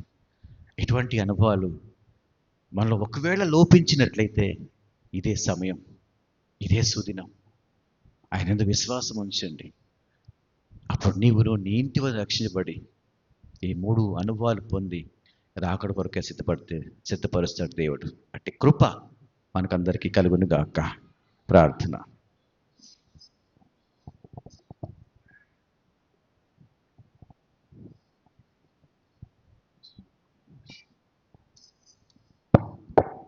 అలాగే ప్రార్థనలో ఉండండి ఒక్క 5 నిమిషాలు. నిజమే తండ్రి, మన వాక్యాన్ని విన్నాం, మనల్ని మనం సరి చేసుకోవడానికి ప్రభు ఎంతగానో ప్రయాసపడుతూ తన మాటలు వివరిస్తూ వచ్చాడు. జ్ఞానంతోనూ ఆత్మతోనూ తేజస్సుతో నింపబడాలని ప్రభు మాట్లాడుతూ వచ్చినాడు. ఒకవేళ అటువంటి అనుభవాలు మనకు లేనట్లయితే ప్రభు మరి క్షమించుటకు సిద్ధ మనసు కలిగిన వాడు. క్షమించమని మనం అడిగినట్లయితే ప్రభు క్షమిస్తాడు. తిరిగి మన పూర్వపు అనుభవాన్ని తీసుకొని వచ్చి నీలో దేవుని తన ఆత్మను నింపుతాడు, తన జ్ఞానాన్ని నింపుతాడు, తన తేజస్సును నింపి ఒక మంచి మూలరాయిగా దీన్ని ఏర్పాటు చేసుకుంటాడు. ప్రభువా, బిడ్డలు మిమ్మల్ని తెలుసుకుని తమ స్థితిని తెలుసుకొని క్షమించమని కోరి ఒక తీర్మానం తీసుకొని మీ బలిలో పాల్గొనడానికి సిద్ధపడిన విధానం బట్టి మీకు వందనాలు. మీరు వారిని క్షమించిన విధానం బట్టి మీకు వందనాలు. వారిని యోగ్యులుగా ఎంచినందుకే మీకు వందనాలు చెల్లించుకుంటూ సమస్త ఘనత మహిమ ప్రభావాలు మీకే ఆరోపిస్తూ యేసుక్రీస్తు ప్రభు వారి శ్రేష్టమైన నామమున ప్రార్థించి వేడుకొంచున్నాము తండ్రి, ఆమేన్. అలాగే ప్రార్థనలో ఉండండి.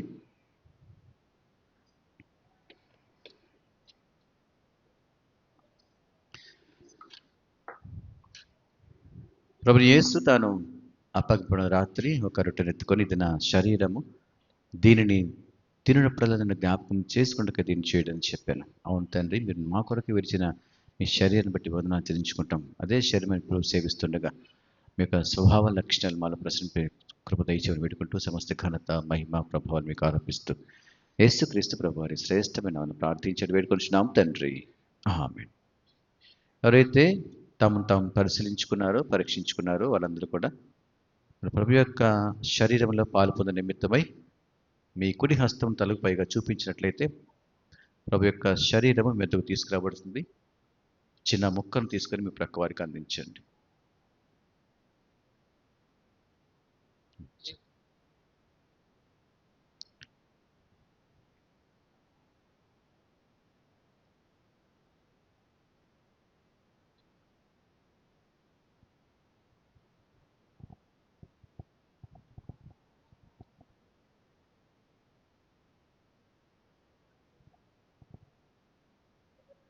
వారు మరలా తమ కుడి హస్తాన్ని తలకు పైగా చూపించినట్లయితే పాత్ర మెతుకు తీసుకురాబడుతుంది.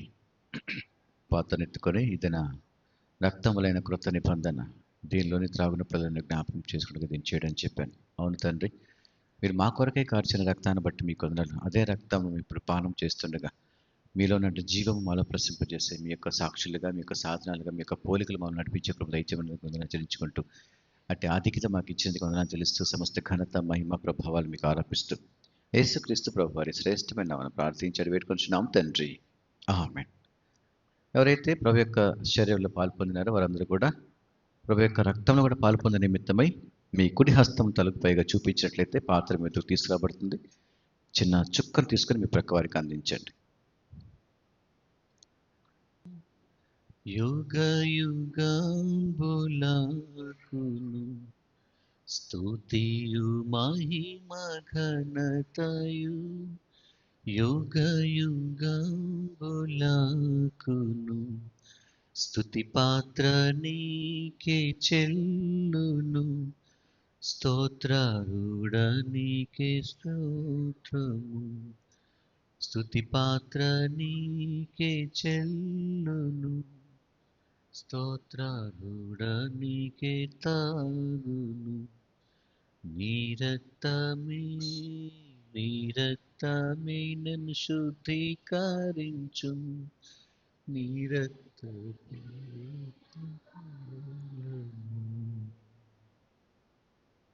ప్రేమల తండ్రి, దయగల దేవ, యేసుక్రీస్తు ప్రభు వారి శ్రేష్టమైన నామమును బట్టి మీకు వందనాలు. మీ బిడ్డలు మిమ్మల్ని ప్రేమించి ప్రభా మీ యొక్క సమాధానం తీసుకుని ఒక తీర్మానం తీసుకుని యోగ్యమైన రీతిలో బలలో పాల్పొందిన విధానం బట్టి మీకు వందనాలు. వారికి రావాల్సిన బహుమానం వారికి దయచేయండి, వారికి రాసిన ఏర్పాటు చేయండి. ఎవరైతే అయోగ్యంగా పాల్పొందినారో వారి దయతో క్షమించండి. వారు కూడా పాపక్షమాపణ పశ్చాత్తాపన కలిగి మీ రక్షణలో తీసుకురాబడి ఒక తీర్మానం తీసుకున్న వారై మరి యోగ్యమైన వారు కూడా పాల్పొందే కృప దయచేయమని పెట్టుకుంటున్నాం. మిగిలిపోయిన రొట్టె ముక్కలు మా పరిచర్య భారం జ్ఞాపకం చేస్తుండగా వారి బలపరచుడే స్థిరపరిచే బలమైన పరిచర్య, శక్తివంతమైన పరిచర్య, నమ్మకమైన పరిచర్య జరిగించే కృప దయచేయమని పెట్టుకుంటున్నాం. ఇదిగోనైనా సోదరులు కొన్ని విన్నపాలు విన్నవించుకుంటూ వారి రైతు జ్ఞాపించుకుంటాం పెట్టుకున్నాం. సోదరి నయముని బట్టి మీకు వందనాలు ప్రభావ. బిడ్డకి మంచి ఆరోగ్యం దయచేయండి. మరి ఆపరేషన్ చేసి తీసుకొని ఇచ్చిన ప్రభావ మరి ఆ గాయం త్వరగా మాన్పండి. త్వరగా ప్రభావ మరి కోలుకొని ప్రభావ మీ యొక్క మందిరంలో కనిపించే ప్రభు దయచేయమని పెట్టుకుంటాం. మీ యొక్క సాక్షిగా మంచి సాక్షి నిలబెట్టుకుంటాం పెట్టుకుంటున్నాం. అదే రీతిగా తండ్రి సోదరి మరి అంజమ్మ కుటుంబాన్ని దయతో జ్ఞాపించుకుంటూ వారికి ఆదరించండి. వారి లేని లోటు ప్రభావానికి మరి లేకుండా ప్రభావం అటువంటి కష్టం రాకుండా కృప చూపించండి. మీరే తోడుగా నడిపించమని పెట్టుకుంటున్నాం. ఆత్మీయంగా బలపరిచిన కుటుంబాన్ని ఆదరించండి. మరి రేపు జరగబోయే 22వ తారీఖు జరగబోయేటువంటి మరి కొడుకులు మీరే తోడుగా నడిపించండి. సమస్తం సజావుగా సాదృశ్యంగా నడిపించుకుంటామని వేడుకుంటున్నాం. ఎందుకనైనా ఇంకెవరైతే మరి సహోదరి రమణమ్మని బట్టి మీకు వందనాలు ప్రభా. రమణమ్మ సహోదరి మంచి ఆరోగ్యం దయచేయండి ప్రభా. మరి శారీరక శక్తి బలం దయచేయండి. వృద్ధురాలు ప్రభు దయతో జ్ఞాపించుకుంటాం వేడుకుంటాం. మెరుగైన ఆరోగ్యం కలుగు చేస్తూ పెట్టుకుంటున్నాం. ఇంకా దయగల తండ్రి ఎవరైతే ప్రభు అనారోగ్యంతో బాధపడుతున్న దయతో జ్ఞాపించుకుని తండ్రి సహోదరి గౌరిని బట్టి కూడా మీకు వందనాలు. సోదరి కూడా మరి దినాన్ని మరి హాస్పిటల్ వెళ్ళని ఆశపడుతుండగా మీరు మీరే తోడుగా నడిపించి మంచి వైద్యం ఆ బిడ్డకి అందించండి. బాల్యాన్ని బట్టి కూడా మీకు వందనాలు చెల్లించుకుంటున్నాం.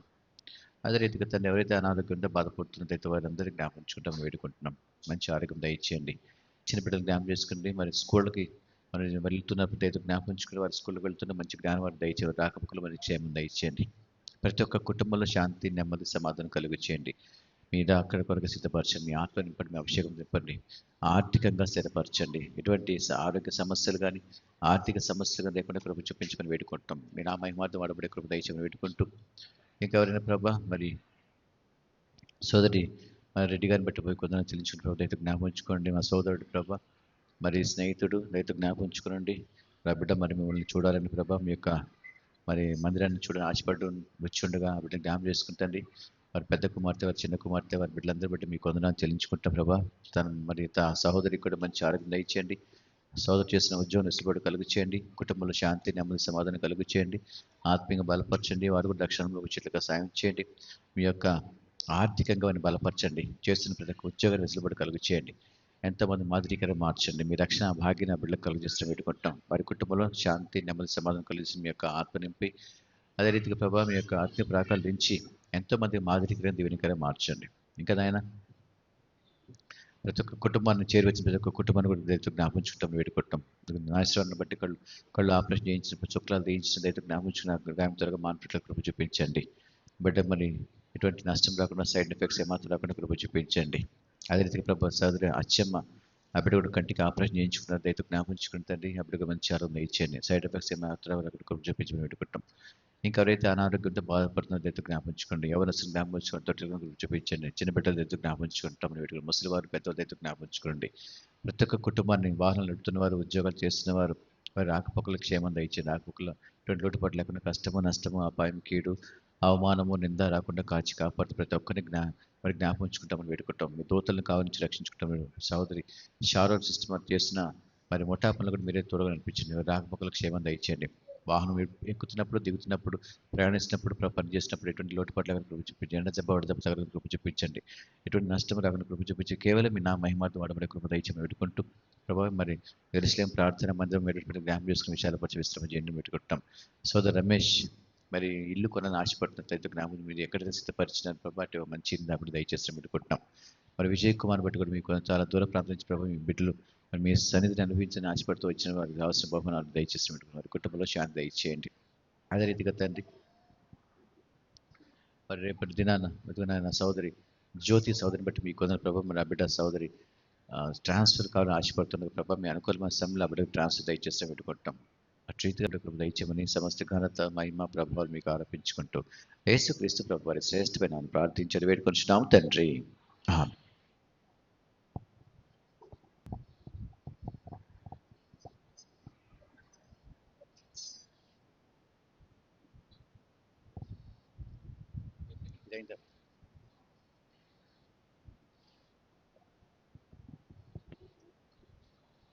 దేవుని స్తోత్రాలు. అందరికీ వందనాలు. అంకుల్కి, ఆంటీకి వందనాలు. మరి VBSకి ముందల రోజు ఆదివారం రోజు చర్చికి వచ్చాము. వస్తే బాబుకి జ్వరం వచ్చింది. ఆంటీ ఇంక ప్రార్థన చేస్తా, నూనె రాస్తా అలాగే బాబు దగ్గరే ఉన్నారు. కొద్దిసేపటికి ఇంక ఇంటికి వెళ్ళినాక కూడా సాయంత్రం పూట ఫోన్ చేసి ఎలా ఉందమ్మా అని అడిగితే ఇంక బాగా ఆంటీ ఫీవర్గా ఉందా ఆంటీ అని అంటే ప్రార్థన చేశారు. హాస్పిటల్ అయితే తీసుకెళ్ళలేదు, సిరప్పుల ద్వారా తగ్గిపోయింది. మరలా 4 రోజుల తర్వాత మరలా అలాగే జ్వరం వచ్చింది. వస్తే ఆంటీకి ప్రార్థన చేశారు, తగ్గిపోయింది. మా అమ్మాయి వీళ్ళ అక్కయ్యకి కడుపుల నొప్పి అని బాగా ఏడుస్తూ ఉంది. ఏడుస్తూ ఉంటే ఇంకేమీ అనదు.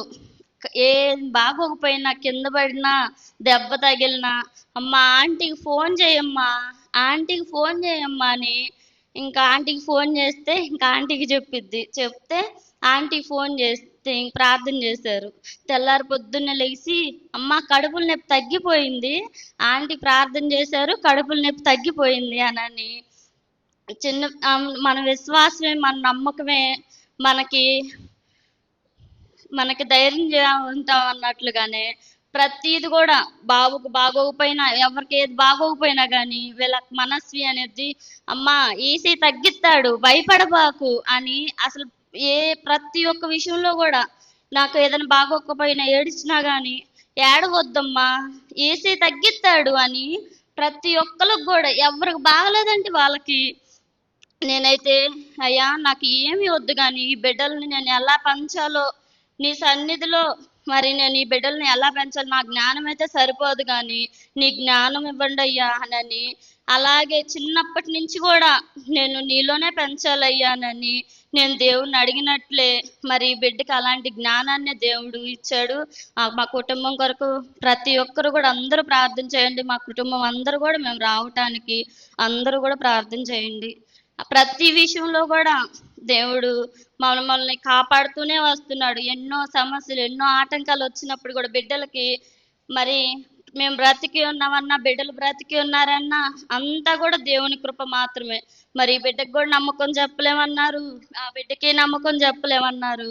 కానీ ప్రతి దాంట్లో కూడా మరి దేవుడు మమ్మల్ని కాపాడుతూనే వస్తున్నాడు. ఇంకనూ కాపాడతాడని ప్రతి ఒక్కరు కూడా ప్రార్థనలో పెట్టండి. ఇదే గొప్ప సాక్ష్యం.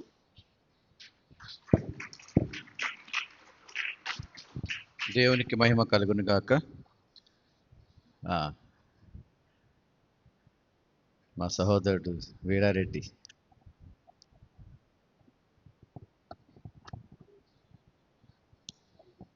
అందరికీ నమస్కారం అండి. నా పేరు వీరారెడ్డి. నర్సరావుపేటలో ఏఆర్ఎస్సి చదివేస్తున్నాను. సార్ నాకు ఆర్ఐ గారి కాడ నుంచి తెలుసు. ఇందాక సార్ చెప్పినట్టు ఇద్దరం ఒకే బండి మీద తిరిగేవాళ్ళని. టీ తాగటం, సిగరెట్లు కాల్చుకొని పక్కకు పోవటం. అంటే ఇప్పుడు మీరు చూస్తున్నటువంటి ప్రేమ్ కుమార్ గారు నేను చూసిన ప్రేమ్ కుమార్ గారు కాదు.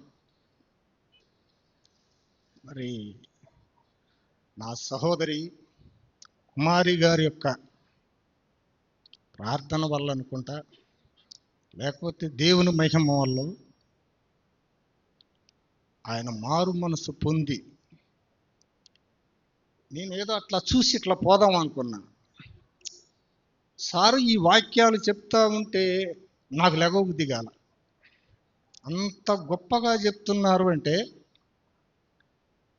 మీకు తెలుసో తెలియదో, బ్రాహ్మణులు వేదాలు పఠిస్తారు కదా, తిరుపతిలో వేద పాఠశాల అని ఉంది. వాళ్ళకు ఊహ తెలిసిన దగ్గర నుంచి కనీసం ఒక 25 సంవత్సరాలు, అంటే 25 సంవత్సరాలు పట్టుద్ది అతను మంత్రోచ్చారణ చెయ్యాలి అంటే.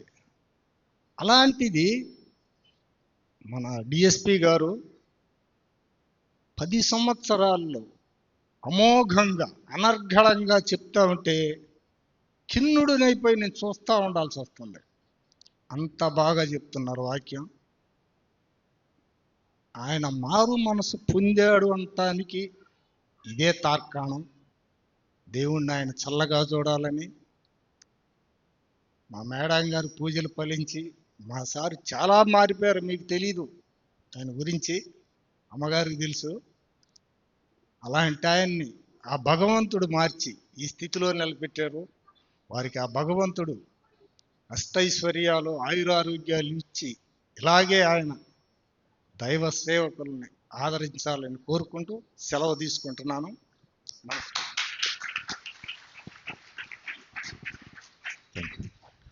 దేవునికి మహిమ కలుగును గాక.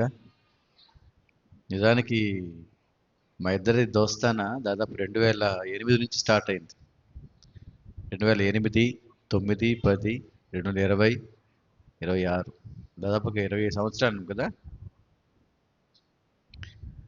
అప్పటి నుంచి ఇప్పటి వరకు కూడా మేము అదే స్థితిలో, అదే స్థాయిలో, అదే ప్రేమతో, అదే స్నేహంతో ఉన్నాం. ఏమాత్రం మార్పు లేదు. నేను మారాను దేవునిలోకి. నేను మారినప్పుడు హైదరాబాద్లో మా ఇద్దరికి ఘర్షణ పడింది. ఎట్లా మారుతావు నువ్వు? అక్కడ ఆక్టోపస్ ఉన్నప్పుడు కొండపైన వెళ్ళే దారిలో మేము ఇతను కూర్చొని, మెట్ల దగ్గర కూర్చొని డిస్కషన్, తగులు ఆడుకున్నాం. నువ్వు ఎట్లా మారుతాను అది ఇది అనేసి ఒప్పుకోలేదు. అయినా కానీ దేవుడు నిన్ను కూడా మారుస్తాడు, మా అందరం కలిసి పని చేస్తాము అని అప్పుడు చాలా వాదులు ఆడుకున్నాం. నువ్వు తెలుసుకుంటావు అనేసి. ఎనీహౌ సహోదరుడు ప్రభు అంటే చాలా ఇష్టం, కానీ సార్ ఇలా ఈ జన్మకి ఇది పోనీలేండి సార్ అన్నారు ఆ రోజుల్లో. నాకు బాగా గుర్తుందన్నమాట. నాకు రావాలని ఉంది, కానీ ఇప్పుడు అంతా బంధకాలు ఇరుక్కుపోయాను కదా, ఈ జన్మకి ఇది పోనీలేండి సార్ అన్నాడు చివరికి. ఎనీహౌ ప్రభు చల్లగా చూడును గాక. ప్రభు చిత్తమైతే రక్షణకు వచ్చును గాక, ప్రభుని తెలుసుకొను గాక. హల్లెలూయా. చిన్న కార్యక్రమం ఉంది ఈరోజు. మన సిసి పుట్టినరోజు. లేడా? ఉన్నావా? రైట్. చిన్న కేక్ కట్ చేద్దాం. టేబుల్ పెట్టినా.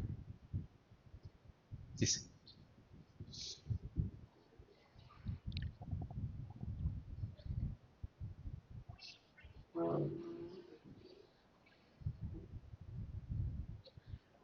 త్వరగా త్వరగా పెట్టాలి, లేట్ చేయబాకు.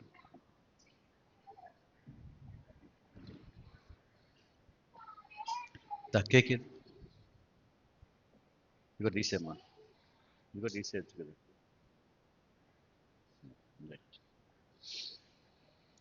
రండి రమేష్, సునీత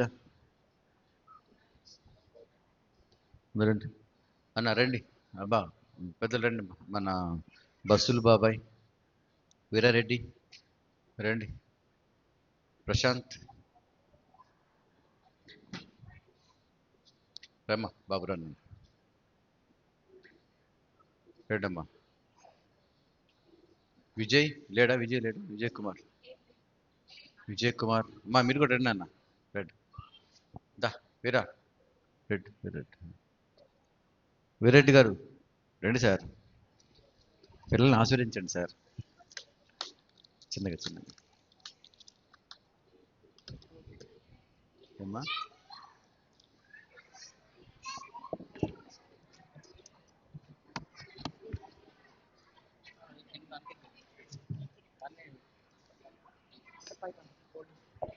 నాగేశ్వరం లేడా ఏంటి? ఉన్నారా అన్న? రండి రండి. మీ ముందు ప్రశాంత్ మిమ్మల్ని ఆపేశాడు, అడ్డు పెట్టేశాడు కనబడనీయకుండా. అన్న రండి అన్న, అమ్మా రండి.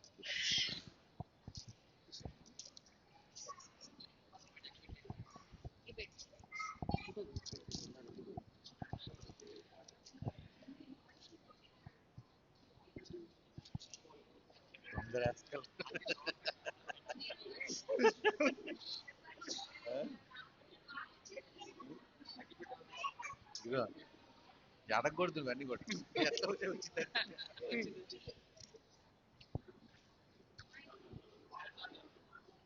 ఫ్యాన్లు ఆపండి అమ్మా ఒకసారి. ప్రేమ గల మా పరలోకపు తండ్రి, దయగల దేవ, ఇదిగోనైనా మీ దాసు రమేష్ని బట్టి, సునీతను బట్టి మీకు వందనాలు. వారిని ప్రేమించి మరి బిడ్డ ఏర్పాటు చేసిన విధానం బట్టి మీకు వందనాలు ప్రభావ. బిడ్డ ఇప్పుడు వరకు కాచి కాపాడుకుంటూ వచ్చిన మీకు వందనాలు. మరి సంవత్సరం దయాక్రీడం ధరింపజేసి ఒక సంవత్సరం పొడిగించిన విధానం బట్టి మీకు వందనాలు. ఈ సంవత్సరం బిడ్డను కాచి కాపాడడానికి మంచి ఆరోగ్యం ఇవ్వండి, చదువులు మంచి జ్ఞానం దయచేయండి, మీ సాక్షులు పెట్టండి, వాయిద్యాలు వాయించడం మంచి జ్ఞానం దయచేసి పెట్టుకుంటాం, మీ పని సాధనంగా మార్చుకుంటామని పెట్టుకుంటాం. ఇటువంటి సంవత్సరం అనేకం జరుపుకొని మీ సాక్షిగా మీ సాధనంగా మార్చుకొని మీ నామ మహిమార్థం వాడబడే కృప దయచేయమని పెట్టుకుంటూ, బిడ్డను ఎలాగ పెంచాలి కూడా బిడ్డలు మరి తల్లిదండ్రులకు సరైన జ్ఞానం దయచేసి పెట్టుకుంటాం. అట్రీతిగా మరి బిడ్డ నివసించే పట్టణానికి శ్రేయస్కరం కుటుంబాన్ని శ్రేయస్కరంగా మార్చుకుంటామని పెట్టుకుంటూ, ఎంతో మందికి మాదిరికరంగా దీవెనకరంగా ఆశీర్వాదకరంగా మార్చుకొని పెట్టుకుంటూ, సమస్త ఘనత మహిమ ప్రభావాలు మీకు ఆరోపిస్తూ యేసుక్రీస్తు ప్రభు వారి శ్రేష్టమైన నామమున ప్రార్థించి వేడుకొంచున్నాము తండ్రి, ఆమేన్. ఆమేన్. ఓకేనా? చేపట్టుకోండి అమ్మా. రమేష్ రా, రమేష్ చేపట్టుకోవా. చేయడు. చేపట్టు. Happy birthday to you, happy birthday to you, happy birthday to you సిసి, happy birthday to you, many greetings to you. అందరు పాడాలి. Many greetings, claps claps. Many greetings to you, Sissy. Many greetings to you. May God bless to you. May God bless to you. May God bless to you, Sissy. May God bless to you. ఎన్ని సంవత్సరాలు ఇప్పుడు? To you, happy long life to you, happy long life to you, Sissy, happy long life to you. 14 claps కొట్టాలి మరి. 1 2 3 4 5 6 7 8 9 10 11 12 13 14. Happy birthday to you, Sissy. Thank you thank you thank you thank you.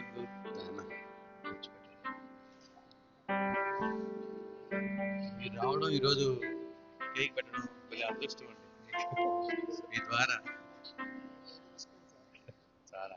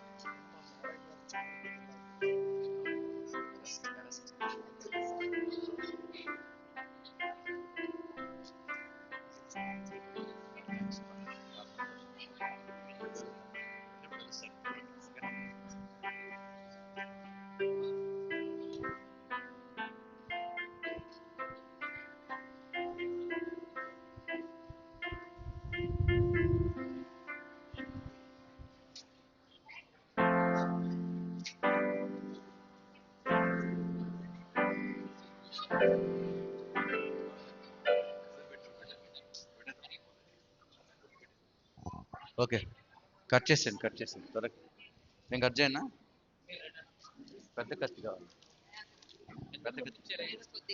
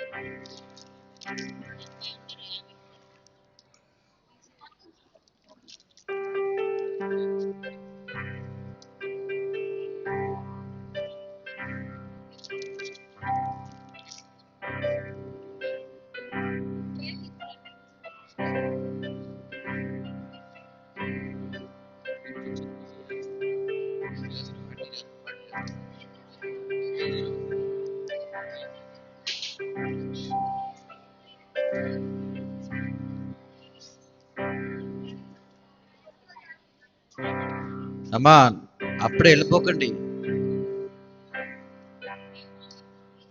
ప్రేమ వినుంది.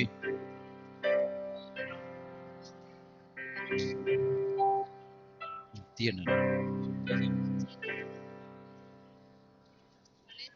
ఇంకోటి తీసి ఇచ్చేసి.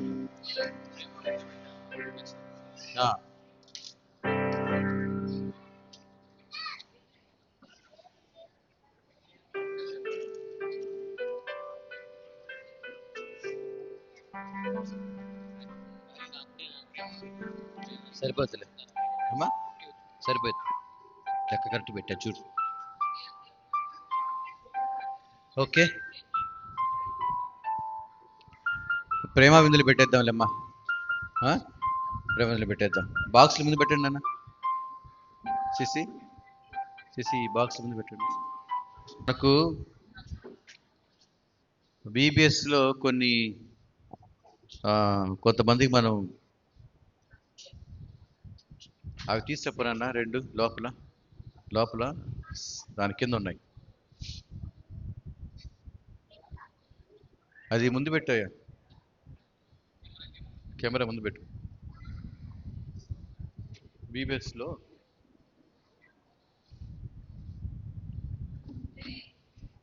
Photos.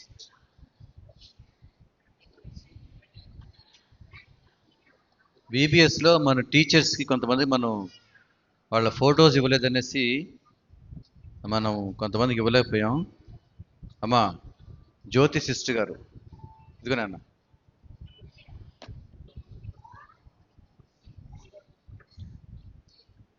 జ్యోతి sister గారికి ఇచ్చేస్తాం. Rajeshwari sister గారికి ఇచ్చేద్దాం. తీసుకోమ్మా. రైట్ గుర్తుంటుంది ఇంకంతే. రైట్ మనం లేచి నిలబడి పాట పాడుకుంటాం.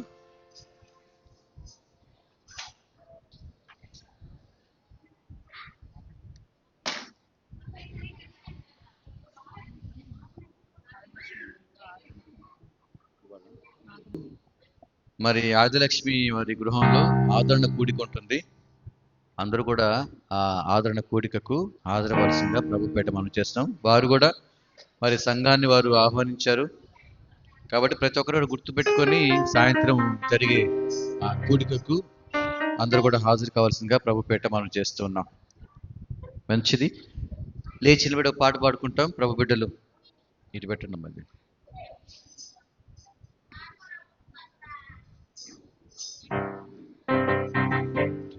అది చాలు. వెనక వైపు నుంచి క్రమంగా రండి, పాట పాడుకుంటాం. పావనుడా మా ప్రభువా నీ రక్షణకై స్తోత్రములో, నీ రక్షణకై స్తోత్రములు. అత్యున్నతమైన దేవా సింహాసనాసీనుడవు,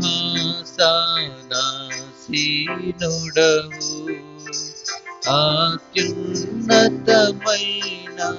దేవా సింహాసనాసీనుడవు. ఎంతో గొప్పది నీ మహిమ, వర్ణింపజాలను నేను. ఎంతో గొప్పది నీ మహిమ, వర్ణింపజాలను నేను. పావనుడా మా ప్రభువా నీ రక్షణకై స్తోత్రములు, నీ రక్షణకై స్తోత్రములు. అపవిత్రమగు పెదవులతో కపటముగా జీవించితిని, అపవిత్రమగు పెదవులతో కపటముగా జీవించితిని.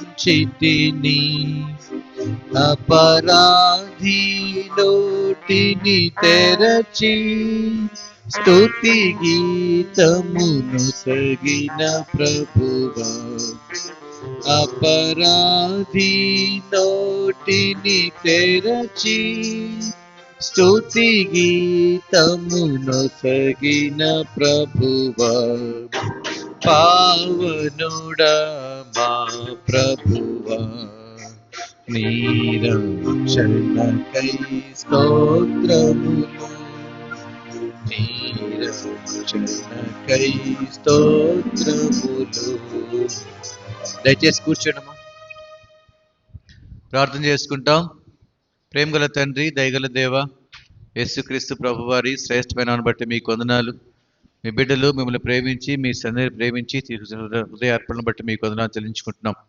వారికి రావాల్సిన బహుమానం వారికి ఏర్పాటు చేయండి, నిరంతర ఫలింపు దయచేయమని పెట్టుకుంటాం. తిరిగి వెళుతుండగా మార్గ మధ్యలో మీరే తోడుగా నడిపించండి. తిరిగి కలుసుకునే పర్యంత వరకు మీ కృపలో భద్రపరిచి క్షేమం దయచేయమని సమస్త ఘనత మహిమ ప్రభావాలు మీకే ఆరోపించుకుంటూ యేసుక్రీస్తు ప్రభువారి శ్రేష్టమైన నామమున ప్రార్థించడి వేడుకొంచున్నాము తండ్రి, ఆమెన్. తండ్రి అయిన దేవుని ప్రేమయు, యేసుక్రీస్తు ప్రభువారి కృపయు, పరిశుద్ధాత్మందలి అన్యోన్య సహవాసము ఇప్పుడును ఎల్లప్పుడును యుగముల పర్యంత వరకు సదాకాలము చేరువచ్చిన ప్రతి ఒక్క బిడ్డ మీదను ప్రతి ఒక్క కుటుంబం మీదను తోడై ఉండి నడిపించునుగాక. ఆమెన్.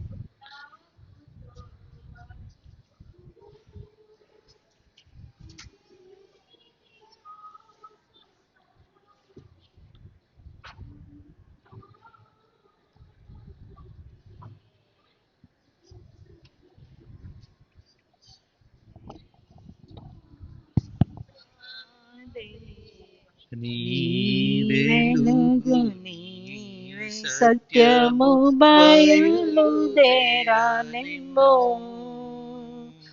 నీ వెలుగు నీ సత్యము బయలుదేరాలెంబో.